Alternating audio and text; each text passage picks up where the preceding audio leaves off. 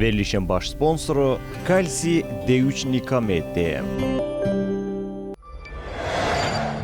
İdman həkimi, fizioterapevt Fərid Səlimovun sponsorluğu ilə Ay Həkim verilişinə baxırsınız.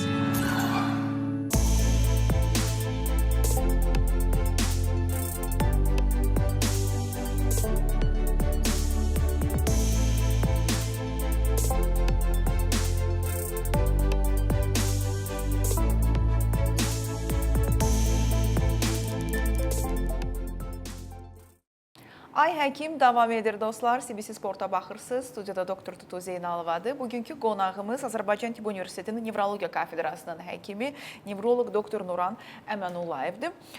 Mən biraz əvvəl qeyd etdim ki, biz verilişimizin ikinci yarısında istəyirəm ki, insultlardan danışaq. Nə üçün məhz nevroloqun insultlardan danışmasını istəyirəm? Belə fikir yarana bilər ki, bu haqda neyrocerrahlar danışsın və s. Amma nevroloqun insult xəstələrin reabilitasiyasında rolu kifayət qədər böyükdür və nəzərə alsaq ki, siz insult bərpa mərkəzinə də rəhbərlik edirsiniz. Bu xəstələri kifayət qədər görmüsünüz, sadəcə təcrübənizdə çox görmüsünüz belə xəstələr. İnsulta yaxalama ehtimalımızı nə artırır? Yəni səbəbkar nədir? Rast gəlmə sıxlığı müasir dövrdə nə qədərdir? Və müalicəyə gecikirikmi, yoxsa nə vaxt başlamaq lazımdır? Tamam. Belə. Əslində yanaşma düzgündür. İnsultları elə nevroloqlar. İndi ayrıca bir sahə ayrılır. Sırf insultla məşğul olan nevroloqlar sahəsi. İndi Azərbaycanda yavaş-yavaş buna gedir.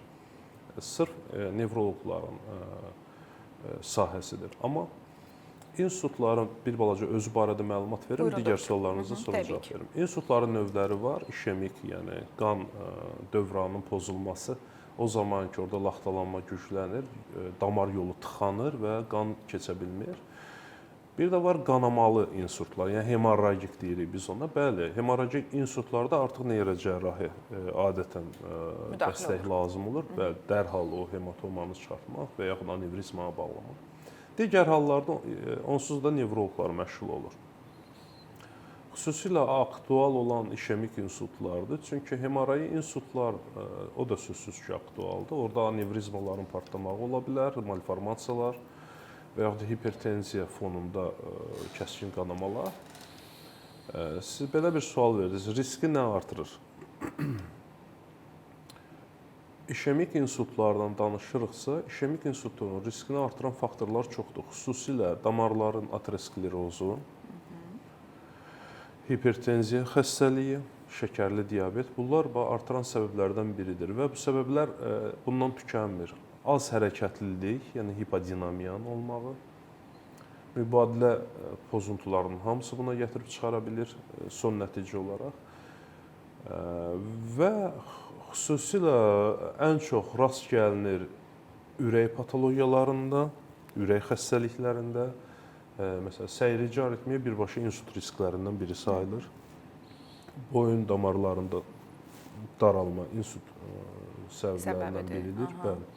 Qan xəstəlikləri var bunların arasında. Yəni, sadalasaq çoxdur. Diabet də daxildirmi, doktor? Mübadilə patologiyaları, şəkərli diabet, digər mübadilə xəstəlikləri, qalxanvari vəzin xəstəlikləri bura aid ola bilər. Bəs gecikirik müalicəyə, belə danışaq. Bunun iki cavabı var. İnsultun var birincili, var ikincili profilaktikası. Birinci bu profilaktikada biz xəstəlik baş vermədən check-uplarımızı eləməliyik, müayinələrimizi eləməliyik və bu riskləri varsa onları azaltmalıyıq. O ki qaldı artıq insult baş veribsə, bəli, orada zaman tez gedir. Bizim çox az bir vaxtımız var ki, bu dəqiqə dünyada tətbiq olunan bir nömrəli üsul ki, az əlillik saxlayır. Yəni, insultda ən vacib məqam nədir? Müalicə elə aparılmalıdır ki, əlillik ümumiyyətlə qalmasın, ya da heç olmasa az qalsın. Çünki bilirsiniz ki, onların bərpası bir ömür boyu reabilitasiya xidmətindən yararlanmaqla keçir və xəstənin özünə də əziyyət yaradır, yaxınlarına da. Burada trombolizisdir. Tromboliz üçün qısa bir vaxtımız var, bir neçə saatımız var. O müddət ərzində trombu əritməyə çalışmalıyıq.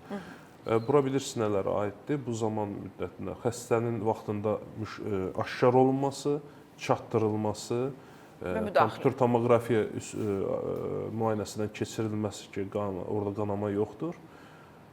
Tromboliz tətbiq olunmamışdan qabaq sorğu blankı var, o sorğu blankının toplanılması, hesablanması, tromboliz göstəriş varsa, onun vaxtında olunması, bunlar çox önəmlidir və bunlar zaman aparır. Və biz o vaxt uğurlu ola bilər ki, bu müəyyən zaman çərçivəsində bu sadaladığım alqoritmi icra eləyə bilək və trombolizi tətbiq eləyə bilək. Sözsüz ki, Azərbaycanda hələ bu çətindir. Bir neçə mərkəzlər indi çalışırlar, nəsə eləsinlər. İnşallah ki, daha yaxşı olacaq. Mən düşünürəm, bu əvvəl-axır bizdə də olmalıdır. Bəs reabilitasiya, bəli, reabilitasiya sinir sisteminin bərpası ümumiyyətlə çox çətindir, biləsiniz. Və buna görə də reabilitasiya lazımdır. Demək, dərman maddələri ilə yanaşı mütləq fiziki reabilitasiyadan söhbət gedir. Fiziki reabilitasiyanda bir neçə istiqamət təşkil edir. Yəni, idman reabilitasiyasına yanaşı biz bu termin kimi belə istifadə neurofeedback, yəni geri informasiyanın, bəli, o mexanizmlərdən də istifadə edib idman reabilitasiyası ilə birgə dərman seçimini də düzgün eləməliyik. Dərman seçimi mütləq xolesterin əleyhinə, laxtalanma əleyhinə, əgər təzyiq varsa təzyiq, diabeti varsa şəkəri nizamlayan dərmanlar. Amma siz soruşsaqsa elə bir dərman vasitəmi ki, varmı ki, beyni bərpa eləsin? Yox, konkret olaraq 100%lıq belə bir dərman təsdiq olunmur. Müxtəlif ölkələrin tədqiqatları müxtəlif informasiyalar verirlər.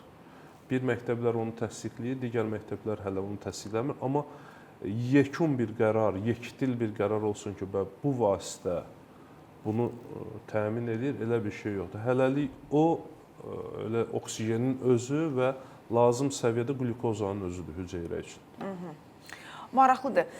Belə bir sual yarana bilər ki, bugün ürək-damar xəstəliklərindən biz danışanda deyirik ki, vaxtında qoyulan stent ürəyi xilas edir. Beynimizə gedən damarlara necə stent qoyuruqmu, qoya bilirikmi? Bu nəticəyə necə təsir edir? Belə mən başlamaq istəyirəm. Təsəvvür eləyək ki, bir pasiyent, indi var elə pasiyentlər, indidən müraciət edirlər ki, mən bilmək istəyirəm, məndə damar riski nə qədərdir? Bunu müəyyən edə bilirik.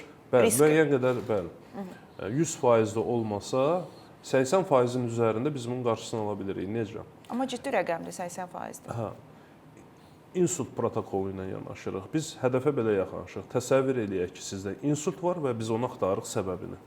Və orada çox şey aşkar eləyəcəyik. Mütləq ürək echo olunur. Yəni, biz kardioloqlarla paralel işləyirik. Mütləq komandada kardioloq olmalıdır və kardioloqlar özləri bəzəməli deyirlər ki, Nuran doktor, siz nə bildiniz bu xəstənin kardioloqa ehtiyacı var? Amma cavabında nə deyir? Bu bizə rutin protokoldur. Əgər xəstədə biz insult şübhəsi ilə yaxınlaşırıqsa, mütləq kardioloqa göndərəcəyik. Exosunu eləyəcək, ürəyin fiziki quruluşu barədə məlumat əldə olunacaq və ritm holter bağlatdıracaq. Bəzi insanlar ancaq elektrokardioqramma eləməklə kifayətlənirlər. Elektrokardioqramma bilirsiniz də 10 dəqiqə ərzində çəkilir, qısa müddət. Xəstədə bəzən daimi olmayan səyrici aritmiyalar olur. Səyrici aritmiyalar özü insultun əsas səbəblərindən biridir. Yəni embol, kardioloji embolun, kardioembolun əsas səbəblərindən biridir. Onu biz aşkar eləyə bilirik uzun müddətli sutkalıq, 2 sutkalıq, 1 sutkalıq ritm holterlərlə, yəni ritmi qeyd edən cihazı bağlamaqla. Mütləq onu bağlatdırırıq. Və bunu biz kardioloqla birgə aparırıq. Stent məsələsinə gəldikcə, boyun arteriyaları adətən Doppler olunmalıdır. Demək olar ki, həmişə eləyirik. Amma bu mənim təcrübəmdə praktiki olaraq fərdi yanaşmalıdır. Əgər mən Doppler eləyəcəmsə və yenidən müraciət eləməli olacağımsa angioqrafiyanı çəkdirim. Çünki bilirsiniz niyə? Doppler o qədər angioqrafiya qədər dəqiq üsul deyil. İnformativ deyil. İnformativ deyil, bəli. Onun qədər dəqiq informativliyi var, amma dəqiqliyi o qədər deyil. Xüsusilə rəqəm məsələlərində. Və insult keçirmiş xəstələrdə onsa biz kati angioqrafiyanı və ya Doppler eləyirik. Əgər bir xəstə müraciət eləyirsə ki, mən bilmək istəyirəm, əvvəlcə rutin olaraq Doppleri seçirik, şübhə varsa artıq kati angioqrafiyasını çəkdiririk.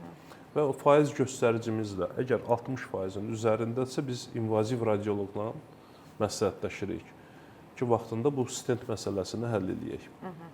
Və yaxud dərman seçimi. Dərman seçimi artıq 60%-in altında da olanda biz onu eləyirik. Lipid spektra baxılır. Lipid spektra uyğun olaraq xolesterini nizamlayan dərman seçilir. Və bilirik ki, o tip dərmanlar müəyyən bir qaraciyər narahatçılıqları da yarada bilir. Hər 3 ayda bir həm lipid spektrin, həm qaraciyər testlərini kontrolda saxlamaqla xəstənin dərman dozasına nəzarət edirik. Yanaşı qanın laxtalanma sistemini kontrolda saxlayırıq və eyni zamanda boyun arteriyalarında darlığa nisbətən xəstənin təzyiqini kontrolda saxlayırıq. Bu çox önəmlidir. Bəzən xəstələr belə bir addım atırlar. Əgər təzyiqləri çoxdursa, onu ideal vəziyyətdə saxlamağa çalışırlar. Bu doğru yanaşmadır, amma tam olaraq yox. Niyə? Müəyyən bir yaşdan sonra damarlarda sklerotik prosesin hesabına daralma olduğuna görə artıq biz üçün normal olan təzyiq onlar üçün normal sayılmır. Və onlar məsləhətləşmədən təzyiqi normal səviyyəyə salsalar, beyində xroniki hipoksiya yaratmış olacaqlar. Əgər darlıq varsa, bizə bir balaca yuxarı təzyiq lazımdır. Ciddi darlığı olan xəstələrdə mən xəstələrə həmişə tövsiyə edirəm. Təzyiqiniz əgər 110-la 140-ın arasında korrelyasiya edirsə, qorxub həyəcan keçirməyin. Səbr eləmək lazımdır, gözləmək lazımdır. Qəfil təzyiqi salmağa çalışmaq lazım deyil. Bəzən orqanizm özü istəyir ki, o təzyiq qalxsın ki, qidalanma düzəlsin. Gələcəkdə bəli, əgər ora stent qoyularsa və yaxud lipolitiklərdən, statinlərdən istifadə etməklə o darlıq aradan qalxarsa, biz o zaman ərzində təzyiqi çalışacağıq ki, normaya endirək. Niyə görə? Çünki normadan yuxarı təzyiqin özü də digər normal damarlar üçün biraz problemlidir. Doktor, insult bərpa mərkəzində siz hansı işləri görürsünüz? Yəni bu bir reabilitasiya mərkəzidirmi? Xəstələrə necə kömək edirsiniz? Burada həyat keyfiyyəti mi düzəlir? Tam sağalma faizi nə dərəcədədir? Yəni normal həyatlarına qayıtmaq ki, sosial yük olmasınlar ailəyə. Mərkəzimizin işi nədən ibarətdir? Bütün reabilitasiya istiqamətlərinə müraciət edən xəstələr sözsüz ki, bizə də müraciət edirlər. Fərqimiz nədir? İndi bəlkə onlar da bu işi görürlər, bilmirəm, amma mən görürəm. Mənə reabilitasiya mərkəzinə müraciət edən xəstəni mən reabilitasiyaya götürmürəm ilkin olaraq. Əvvəlcə diaqnozu dəqiqləşdirməyə çalışıram. Əgər məndən öncəki həkimin qoyduğu diaqnoza mən həkimlərlə bir problemim yoxdur, amma öz işimi normal görməyə çalışıram. Təbii ki. Çünki adətən belə olur. İnsult keçirən xəstəyə kömək eləyirlər, onu vəziyyətdən çıxarırlar, sonra o gedir evinə. Amma mən bu yanaşmanı səhv sayıram. Biz həm də niyə insult olub onu tapmalıyıq. Çünki əgər xəstəmizdə hər hansı bir ürəklə bağlı bir narahatçılıq varsa, biz xəstənin reabilitasiyası, bilirsiniz də, reabilitasiyada biz ona idman hərəkətləri verəcəyik, bu aktivləşdirəcəyik. Və əgər bir aritmiya fonu varsa, onu biraz artıra bilər, elektrik impulslarını biz düzgün seçməliyik, nöqtələri tapmalıyıq. Xəstədə digər xəstəliklər ola bilər. Xəstəni müayinə eləyəndən sonra reabilitasiya götürürük. Mərkəzimizin məqsədi nədir? Diaqnozu düzgün qoymaq, etiologiyasını tapmaq, yəni nə səbəbdən insult olub, mütləq onu tapmaq. Çünki xəstə yenidən keçirə bilər. Ondan sonra reabilitasiyanı tətbiq eləmək. Bəli, reabilitasiya iki istiqamətdə idman, özü də aktiv və passiv. Passiv idmanı mütəxəssis eləyir, aktiv idmanı xəstənin özünü elətdiririk. Zəifləmiş əzələlərin elektrostimulyasiyanın köməyi ilə gücləndiririk, aktivləşdiririk. Bir də sözsüz ki, biz bu müddətdə həm də xəstə ilə kontaktda oluruq. Onun diqqətini nəzarətdə saxlayırıq. Əgər loqoped dəstəyi varsa, onu göstərməyə çalışırıq. Loqoped mütəxəssisi dəvət edirik nitqlə işləməyə. Və çalışırıq ki, xəstə müəyyən hərəkətlər üzərində kontrolunu bərpa eləyə bilsin. İnsutda da bilirsiniz, hamıda eyni cür nəticə olmur. Əgər hərəkət sisteminin iradi olan hissəsi zədələnibsə, ayrı bir simptomlar meydana çıxır. Beyincik zədələnibsə, ayrı bir simptomlar meydana çıxır. Hissiyyat mərkəzi zədələnibsə, tamam ayrı bir simptomlar meydana çıxır. Yanaşmanı ona görə eləyirik. Zədələnən mərkəzə görə. Bəli. baza yaxınlaşma amma eynidir. Mütləq birinci məqsədimiz insultun səbəbini tapmaqdır. Çünki ən yaxşı vaxtında xəstənin bərpa olduğu bir vaxtda xəstə yenidən keçirə bilər. Bütün bu səylərimizi biz itirə bilərik. Xəstə də dərin depressiyaya düşə bilər. Xəstənin adamları böyük bir depressiya, ümidsizliyə qapana bilərlər. Bu olmasın deyənə vaxtında o səbəbi tapmalıyıq. Və bizim son 3 dəqiqəmiz qalıb. Mən belə bir sual vermək istəyirəm. Bizim genlərimiz taleyimizdirmi? Nə üçün bu sualı verirəm? Ola bilər ki, kimsə gəlsin sizə ki, desin ki, mənim babamda da insult olub, deyək ki, atamı da insult səbəbindən itirmişəm və mən istəmirəm bu problem məndə olsun. Bu insanlara kömək edə bilirikmi? Yoxsa bu genetik bizdə bu varsa məndə də olacaq deyib oturaqmı? Mən sizi tam başa düşdüm. Tutalım. Demək, məsələ nədədir? İnsultun konkret bir səbəbi yoxdur. Bax, o müxtəlif səbəblər genetik ola bilər. Məsələn, irsi qan xəstəlikləri ola bilər, irsi lipidemiyalar ola bilər. Bax, o səbəbi tapmalıyıq. Əgər səbəbi tapsaq ki, xəstədə, bəli, bunlar irsiyyətində esensial hipertenziya var. Aha. Gənc yaşlardan bunların hamısında, bu nəslin hamısında, atasında da olub, babasında da olub, indi qardaşlarında var, əmlərində var, hipertenziya xəstələrdə. Vaxtında hipotenziv dərman istifadə eləməlidirlər. Yəni, kardioloq yanına getməlilər, ürək həkimi olaraq. Təzyiqi nəzarətdə saxlamaq. Bəli, təzyiq kontrolda saxlayandan sonra niyə onda artıq onun fəsadı olsun ki? Bir bu. Xolesterinlə bağlı, aterosklerozla bağlı. Vaxtında biz onu təyin elədik, Doppler elədik, gördük ki, hələ daralma var, amma hələ ciddi səviyyədə deyil. Xolesterin dərmanını indidən təyin elədik, statinləri təyin elədik, səviyyəni nəzarət. Özü mütləq deyil, biz onu dərman şəklində, o qidasında da xolesterinə təsir edən maddələr var. Onu da məsləhətləşə bilər diyetoloqlarla, onu da istifadə edə bilər. Fiziki aktivliyini artıra bilər. Məsələn, bildiyimiz kimi omeqanın özü də böyük bir təsiri var. Fiziki aktivliyi belə artıra bilər, yəni durğun həyat tərzi də ona təsir edir. Səbəblər bunlardır. Bilirsiniz, insult baş verdi və burada birdən əslində belə bir şey olub, xəstə deyirsə. Biz mütləq xəstə, indi hazırda yanımızda olan insanda bu parametrləri axtarmalıyıq. Və təəssüf olsun ki, insanlar bəzən bunu eləmək istəmirlər, səhlənkarlıq edirlər. Yox, vaxtım azdır. Bilirsiniz, bəzən həkimə necə baxırlar? Gəlmişəm, tez nəsə yaz çıxım gedim. Bu düzgün yanaşma deyil. Bu düzgün yanaşma deyil. Mən çalışıram o istiqamətə mənə əyə bilməsinlər. Düzdür. Təbii ki, həkimin sehirli çubuğu yoxdur. Vursun sizə bir anda sağalasınız və yaxud mənə daha çox müraciət edirlər ki, nə yeyim, arıqlayım. Heç kim demir ki, nə yeməyim, arıqlayım. Və təəssüf ki, həkimlər bəzən elə anda gəlirlər ki, artıq çox gecikiblər. Həkim heç nə edə bilmir və öz səhlənkarlıqlarının günahını da yıxırlar həkimin üzərinə. Amma bütün həkimlər istəyir ki, xəstələri sağalsın. Hamı istəyir ki, pasiyentlər ondan razı getsin, elə deyilmi? Əlbəttə.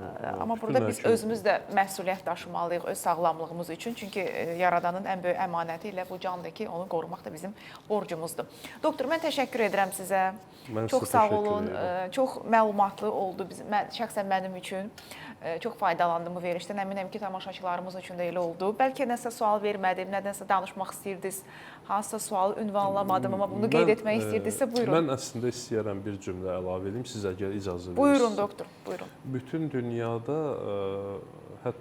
insultlardan əgər biz danışdıqsa, bütün dünyada bu məktəb, belə deyək, ibtidai siniflər, məktəbə qədərki dövr tədris olunur və əlamətlərin bildirməklə bağlı, vaxtında tapmaqla bağlı, tutam ki, əl zəifləyibsə, ayaq gücsüzləşibsə, nitq dolaşıbsa və hara zəng eləmək. Mən istəyərdim bizdə təhsil müəssisələrində artıq kiçik yaşından uşaqlara sağlamlıqla, səhiyyənin problemləri ilə bağlı bəzi vəziyyətlər təbliğ olunsun.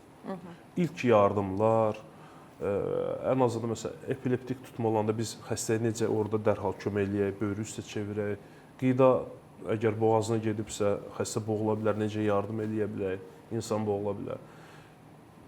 İnsultda da nə olsa biz nə edəyək? Sadəcə xəbər eləmək üçün təcili yardıma hansı əlamətlər? Mən istəyirəm təhsil müəssisələrində bunlar tədris olunsun və bundan imtahan versinlər. Digər fən kimi, yəni təxirə salınmaz vəziyyətlər adlı bir dərslik o tədris olunmağa başlasın. Orta məktəblərdə uşaqların bundan xəbəri olsun. Mən tamamilə razıyam sizlə və dəstəkləyirəm bu fikri. Əminəm ki, aidiyyatı qurumlar bizi eşidir və ümid edirəm ki, tədbir görüləcək. Təşəkkür edirəm sizə dəyərli fikirləriniz üçün. Dostlar, nəzərinizə çatdırım ki, Ay Həkimin bugünkü qonağı Azərbaycan Tibb Universitetinin Nevrologiya kafedrasının əməkdaşı doktor Nuran Əmənullayev idi və nevrologiya sahəsində müasir xəstəliklərin müasir müalicə metodları haqqında danışdıq. Son olaraq sponsorlarımıza təşəkkürümü bildirmək istəyirəm. Verilişimizin baş sponsoru Ştada şirkətidir.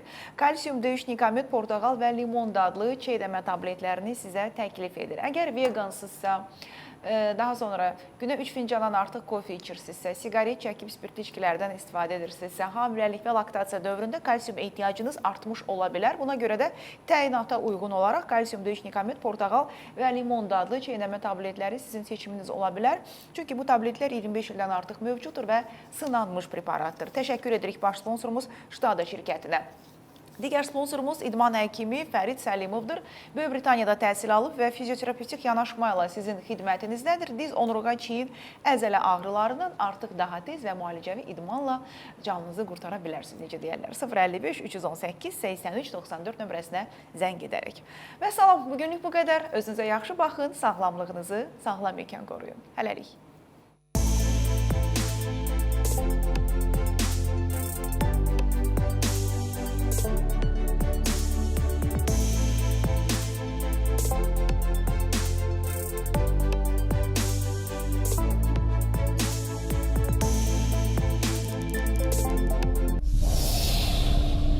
Verilişin baş sponsoru Kalsi D3 Nikamet DM.